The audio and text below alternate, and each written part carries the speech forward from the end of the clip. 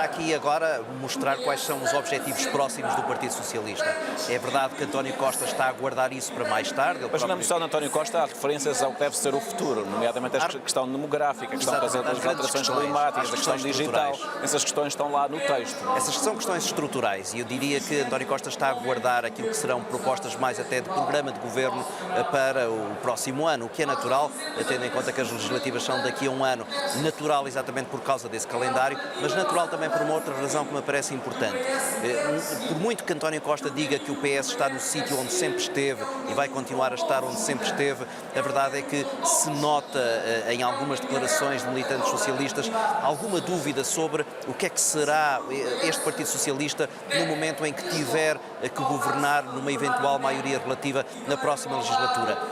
Embora haja aqui declarações constantes e sucessivas de que este modelo está a funcionar bem e de que quer continuar a funcionar com Bloco e com o Partido Comunista, há também aqui a sensação de que bloquistas e comunistas vão fazer a vida muito mais difícil ao Partido Socialista nessa nova legislatura. E por outro lado, há aqui também o receio de que se o Partido Socialista continuar a mostrar alguns sinais de entendimento com Rui Rio, de que isso possa de alguma maneira confundir esses dois partidos e o programa desses dois partidos, e isso António Costa obviamente não pode arriscar fazer, porque o prejudicaria não apenas em termos eleitorais, mas também na afirmação perante estes militantes que, independentemente das suas convicções ideológicas, têm também alguma coisa de clubismo, isto é, há aqui uma rivalidade PS-PSD que nunca foi ultrapassada e até se calhar por bem da democracia não é ultrapassada e que portanto não pode de maneira nenhuma permitir essa demasiada aproximação ao PSD, mesmo que em termos programáticos e a moção que agora aqui vai ser apresentada, eu diria que em alguns aspectos seria facilmente subscrita por baixo por Rui Rio, mas isso não é neste momento possível. O que é que sublinhas como mais importante nestas primeiras horas do segundo dia do Congresso? Essencialmente um balanço da atividade política do partido e um balanço da atividade governativa de António Costa, sem grandes divergências, com um tom muito otimista relativamente àquilo que foram os resultados obtidos, em particular na área da economia, sem colocar para já alguma crítica um pouco mais severa àquilo que foi essa mesma atuação. Na apresentação das duas moções estratégicas, sobretudo na moção de António Costa, a ideia de objetivos futuros e objetivos a longo prazo na área das energias ou na área da demografia, sem olharmos ainda para aspectos concretos, mas com esse mesmo tom otimista de um partido que sabe que tem pela frente umas eleições legislativas que são difíceis para uma maioria absoluta, mas que me parece, está na cabeça dos delegados aqui, é um objetivo facilmente transponível, tendo em conta exatamente esses bons resultados da economia.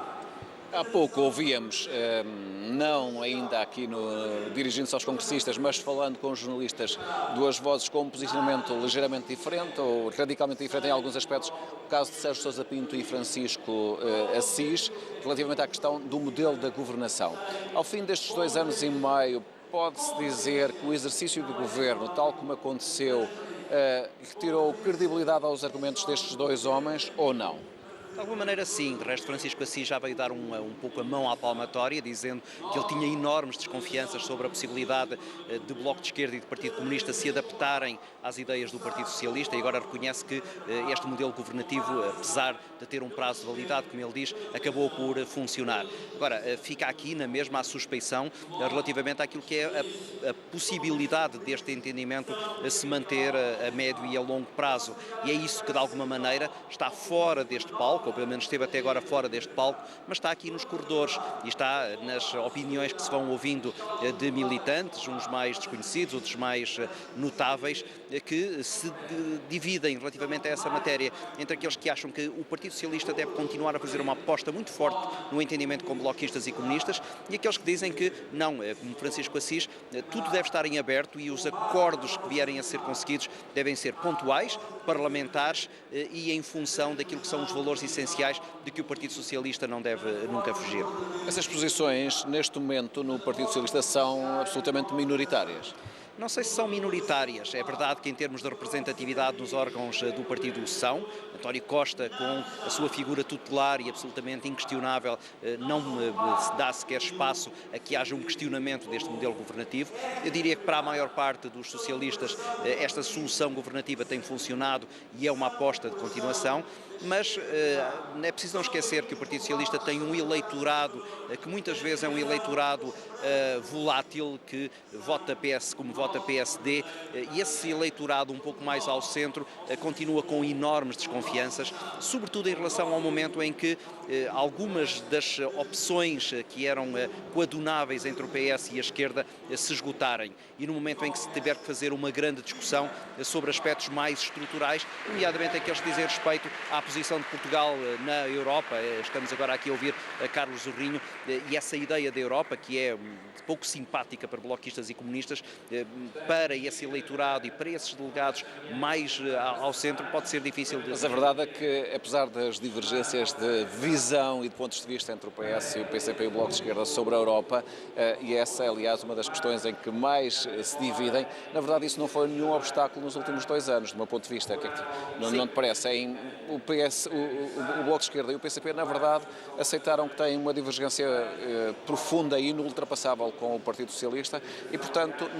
nesse plano, quando essas coisas eram discutidas, o que prevalecia era a posição do PS. Sim, até porque o PS teve aqui um argumento que jogou na hora certa e que foi muito eficaz. O desenvolvimento da economia permitiu, por exemplo, que o déficit fosse sendo diminuído sem ser necessário uma renegociação da dívida, um dos aspectos fundamentais da divergência entre a esquerda e o Partido Socialista. Não tivesse a economia portuguesa reagido dessa maneira e provavelmente essa questão teria contaminado as negociações entre o Partido Socialista e bloquistas e comunistas. E lá está, e nós não sabemos no futuro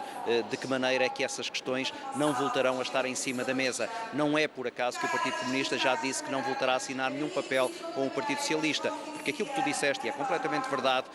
o entendimento foi conseguido à volta daquilo que estava escrito. No que estava escrito, nada dessas matérias mais estruturais, nomeadamente dizer respeito à Europa, estavam lá inscritas. Ora, no momento em que esse desenho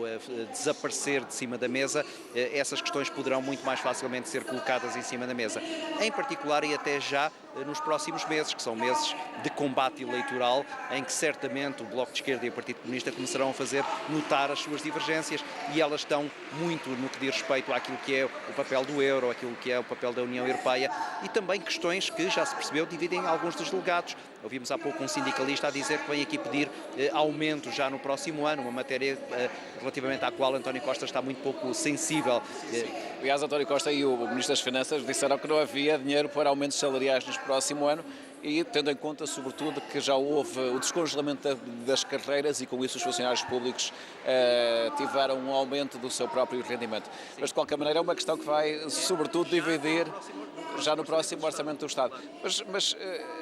todo este debate em torno do Orçamento do Estado e uma maior agressividade dos partidos à esquerda é apenas retórica de fim de semana, ou é mais do que isso, no sentido em que, de facto, poderá haver algum risco de o orçamento não ser aprovado? Não, eu penso que o orçamento será aprovado exatamente pelas questões táticas. A esta distância das eleições, uma reprovação deste orçamento de Estado poderia eventualmente implicar